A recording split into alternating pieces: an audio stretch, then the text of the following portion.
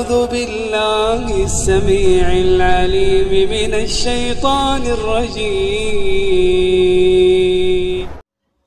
American عیسائی electrician کا سفر ہدایت۔ امریکہ میں ایک الیکٹریشین مسجد میں کام کر رہا تھا جو عیسائی تھا۔ اس مسجد میں جماعت کے ساتھیوں کی تشکیل ہوئی۔ وہ وہاں پہنچے، لوگوں کو دین کی دعوت دی۔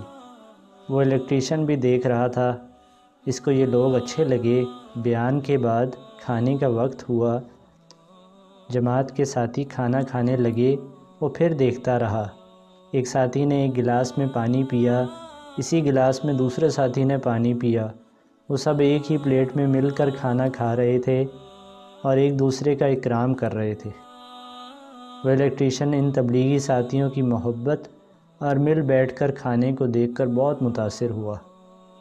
بعد میں اس نے ان تبلیغی ساتھیوں سے اپنے دل کی بات کہہ دی کہ میں آپ کے اس طرح مل بیٹھ کر کھانے کو دیکھ کر بہت متاثر ہوا ہوں، اور کہنے لگا کہ اب تک میری بیوی جو میرے ساتھ کافی عرصے سے رہ رہی ہے، اس نے میرے منہ کا جھوٹا نہیں پیا۔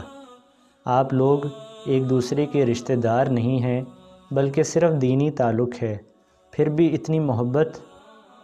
اگر اسلام یہی تعلیم دیتا ہے تو میں بھی مسلمان ہوتا ہوں۔ اور یہ کہہ کر اس نے جماعت کے ساتھیوں کے سامنے کلمہ پڑھ لیا۔